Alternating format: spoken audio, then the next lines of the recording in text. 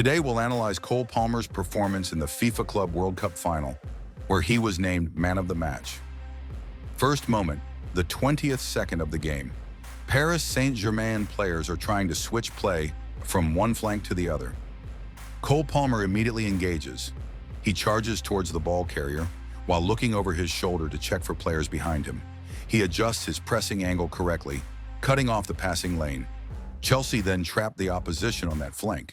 There are no nearby passing options left, and PSG are forced to clear the ball long.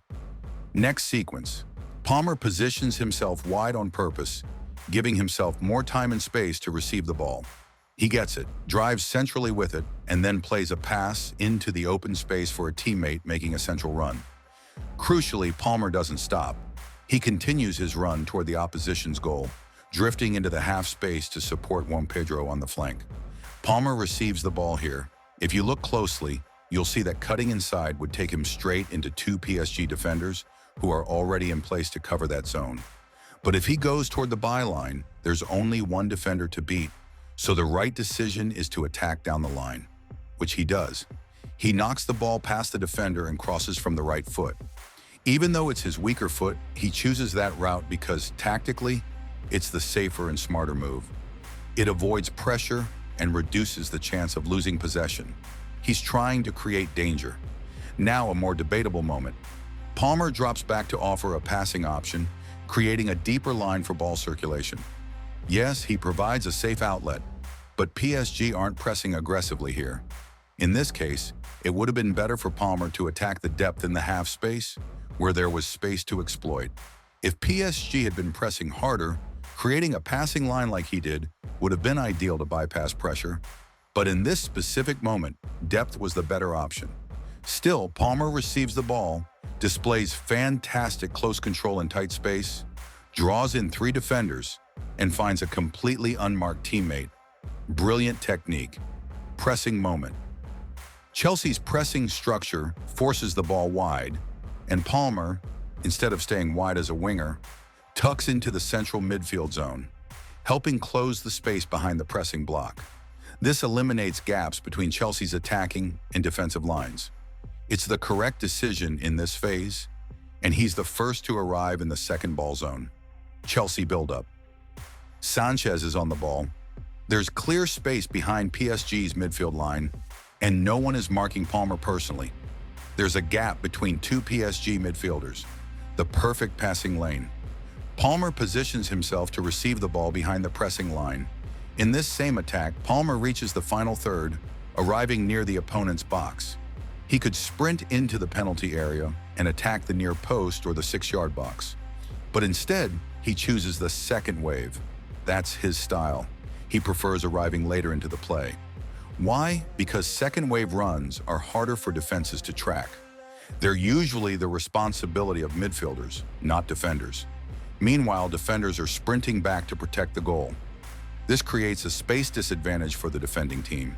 The second wave is often underloaded, meaning fewer defenders and better shooting chances.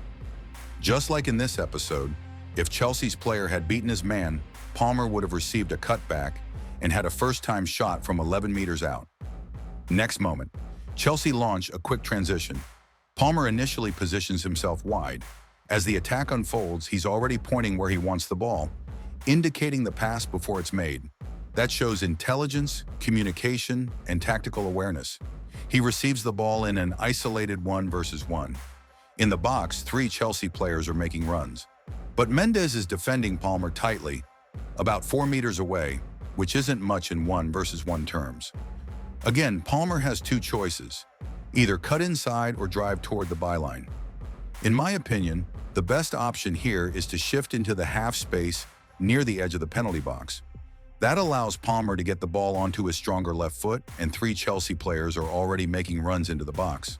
That opens the possibility for a dangerous cross toward the far post. Why don't I like the option of going toward the byline? Because Mendes directs him and has cover behind. It's unlikely Palmer would beat him, get into the box, and make a dangerous cross with his weaker right foot. That kind of delivery can easily be intercepted by the goalkeeper as it travels across the 6-yard area. But in this moment, Palmer ends up losing the ball. Mendes stays close and wins it cleanly. Later, we see Palmer positioned between PSG's defensive lines. He spots an 18-meter gap between the two center backs and makes a run into that channel, but the pass doesn't come. Again, Palmer pops up near PSG's penalty area, occupying the so-called Zone 14, the central area just outside the box. He positions himself between lines, completely unmarked. Instead of charging into a crowded box, he finds space in one of the most dangerous areas in football. João Pedro picks him out with a pass, and Palmer gets off a shot under zero pressure. Palmer also puts in work defensively. Even when there's numerical equality on the flank, he's willing to drop back to create a 3 versus 2 overload in Chelsea's favor, covering and offering support. As soon as PSG play the ball backwards, Palmer instantly triggers the press, sprinting at Mendes, scanning over his shoulder. If you look closely, he slightly adjusts his run, takes a couple of steps forward, and completely cuts off the passing lane to PSG's wide player. Those 2 steps are crucial. Mendes is forced to pass backwards. Next moment, PSG try to switch play from one flank to the other. Palmer spots a free man and immediately sprints to close him down. He doesn't quite get there in time, but the decision is correct. If he hadn't reacted, Fabian Ruiz could have taken the ball forward and progressed the attack. Instead, PSG are forced to pass backwards again. Chelsea's build-up phase. Palmer drifts from his wide position into the center, finding space between the lines. But the pass instead goes to João Pedro.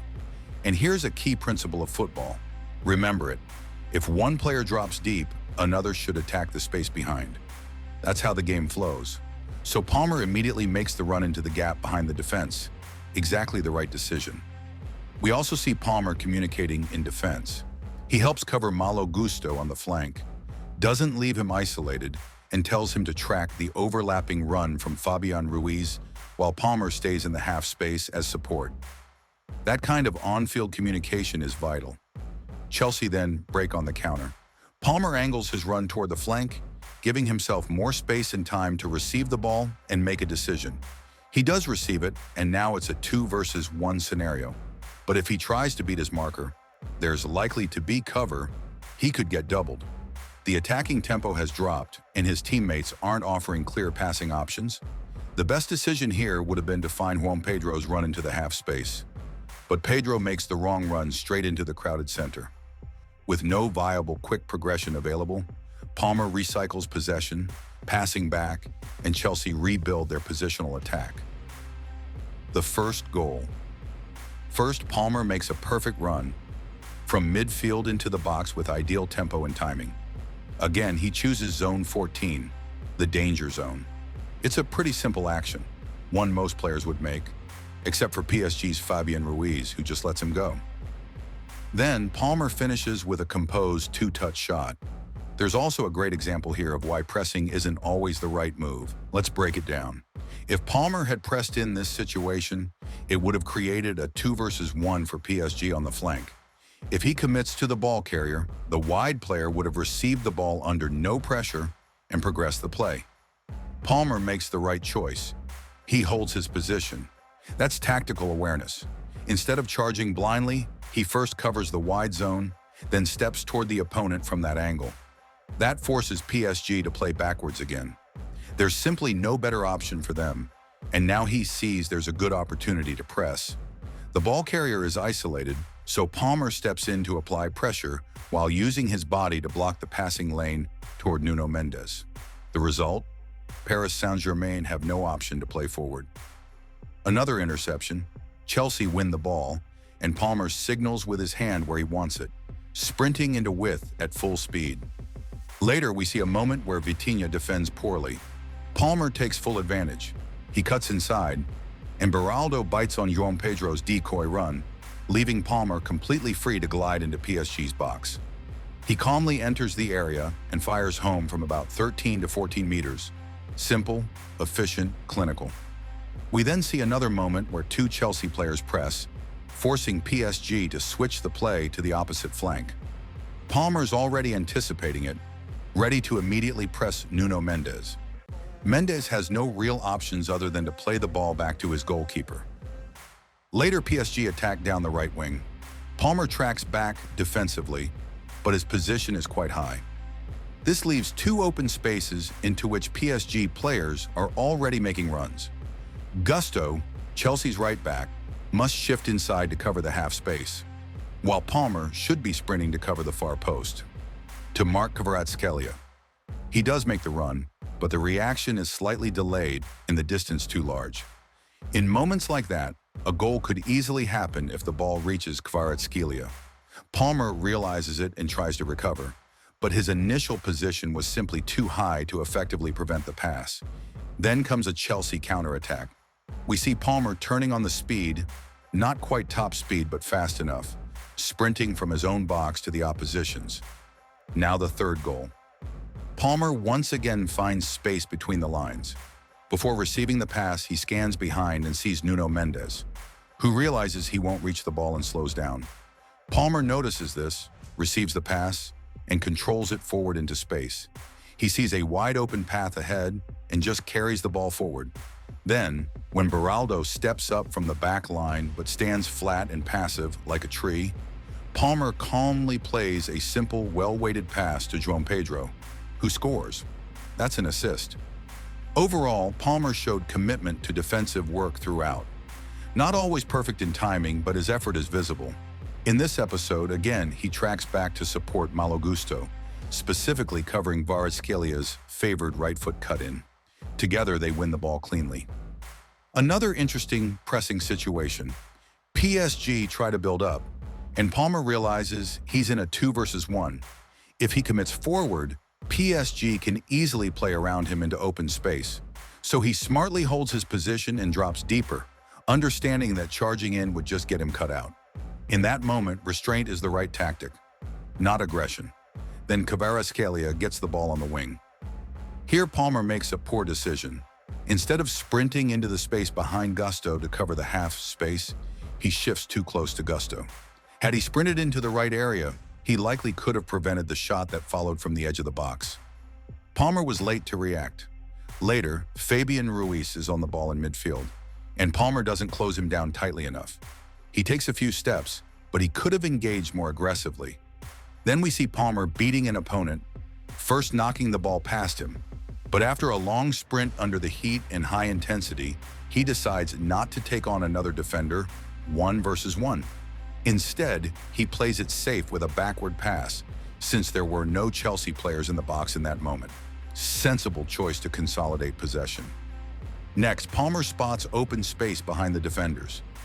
Gusto receives the ball facing goal with no pressure, a clear signal that Palmer should run in behind. And that's exactly what he does. Another moment. Palmer gets the ball on the wing. There seems to be an option to pass inside to a teammate near the penalty box, but Palmer doesn't go for it, probably because that player would be under immediate pressure. By the time the pass arrived, Beraldo might already intercept it. Plus, the Chelsea player would be surrounded by 3 opponents. Highly risky. So Palmer takes the smarter decision to play backward and reset the attack. In this episode, Reece James receives the ball facing goal without pressure. Palmer instantly starts his run. That's the rule.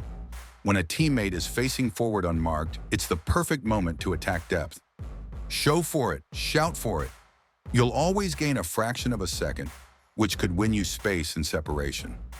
Palmer does just that, receives the ball wide, holds off Fabian Ruiz, and then cheekily nutmegs him with a backheel. Wow. Later, Palmer covers the flank defensively because Malo Gusto pushed high. Even in the 79th minute, he tracks back. And not only does he return, he defends tightly, aggressively, and even wins the ball cleanly. That's excellent. His tackling and defensive footwork are impressive for an attacking player. A huge bonus. Then comes a moment I find really interesting. Chelsea switch the play. Palmer sees Marquinhos coming at him with about 9 meters of space between them. Instead of dropping deeper to support Dewsbury Hall, Palmer chooses to counter-move, attacking the depth directly. It makes perfect sense. PSG's line is extremely high at that moment, and Palmer is facing an aging, slower Marquinhos. Targeting him with a well-timed depth run is absolutely the right call, especially since PSG's press is only active in Chelsea's half. The pass could have been better, but the idea was top class. Palmer clearly pulls away from Marquinhos by the end of the play, proving his decision was right. In most cases, that would have led to a dangerous shot or even a goal. Then we move to the 89th minute. Palmer is sprinting back on defense, but there's an issue. There's no one behind him, not a single player, yet in front of him, there's an opponent left completely unmarked. In this situation, Palmer absolutely should have shifted more centrally and marked that player. That would have been the correct decision. However, let's be honest, Palmer wasn't sprinting at full speed, and this likely happened because, just moments earlier, he was talking to head coach Enzo Maresca, as we can see on the freeze frame. So he wasn't fully engaged in the moment and didn't get back into position in time. The result? A dangerous ball to the far post, which could have easily led to a goal against Chelsea. Palmer simply didn't track the runner he was responsible for. Fast forward to the 91st minute. Palmer does track back properly this time. He marks his man from the right side, placing himself in front of the opponent. That positioning gives him a better chance of cutting out any ball played into the box and being first to the ball. So, today we've done a full tactical analysis of Cole Palmer, the man of the match in the Club World Cup final. He truly showed flashes of world-class quality in some moments, but also revealed areas where there's still room to grow. Let us know in the comments. What did you think of Cole Palmer's performance against PSG? Which mistakes do you agree or disagree with? And which players should we analyze next?